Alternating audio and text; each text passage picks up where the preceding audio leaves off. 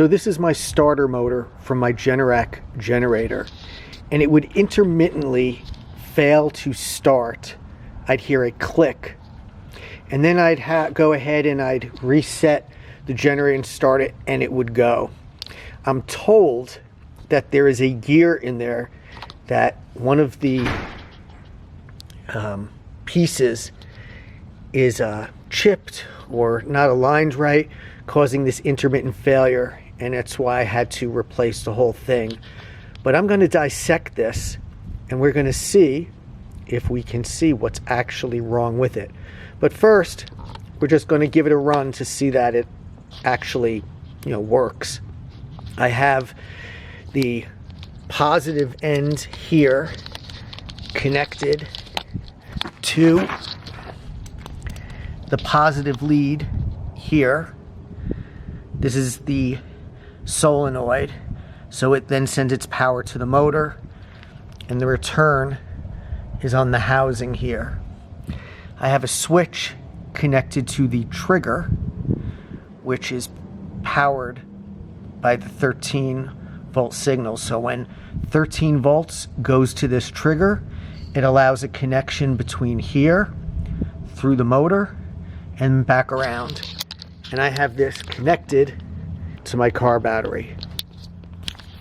So I'm going to go and flip the switch, and we'll see how much current is going through here.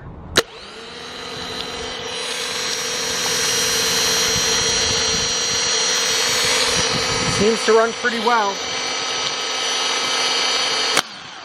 So as I said before, this motor, this starter motor for the Generac, would I'd hear a click, which was probably the solenoid going, and then I got an RPM sense error.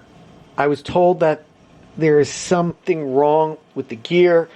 Maybe there's a chip, so one of these gears inside doesn't mesh right, and it immediately caused an error. I'm going to open this up and see if we can see what's actually going on.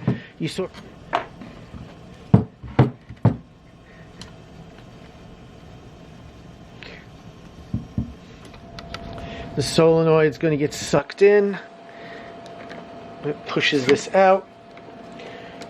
Maybe there's this part looks fine. There must be a gears inside that affect the ratio.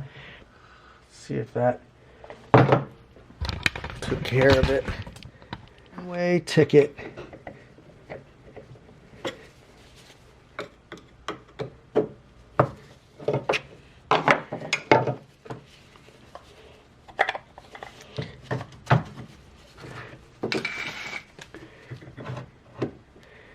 All right. So there's the motor. Looks pretty straightforward.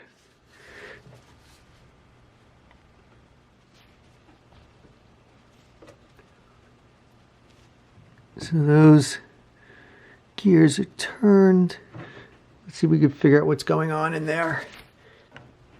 You can see the gears turning here.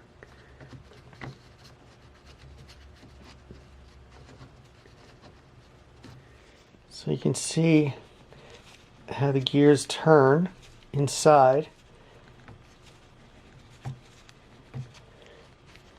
But I can't open this outer part. Looks like it was like melted shut. Tried prying it, but this thing is really sucked in there.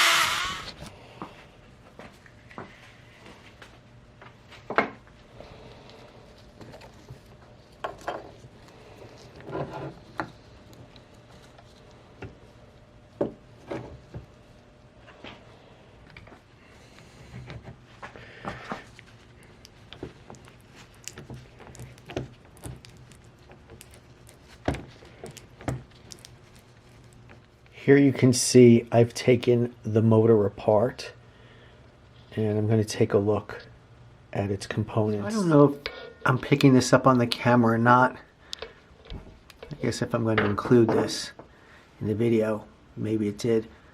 But right here, there's like a scratch on the metal, and that has to interface smoothly with this piece. This, you know, makes contact like that.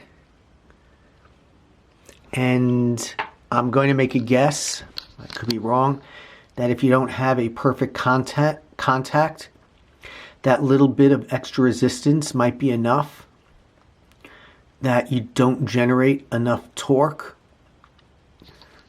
when the current's going through, and maybe that's why this motor would fail intermittently. Because again, I couldn't find anything wrong with the gears. The gears looked fine, and the solenoid worked fine, which really just leaves the motor. Maybe hard to say, but you know, seeing that slight imperfection does give me some pause to think maybe that's the culprit.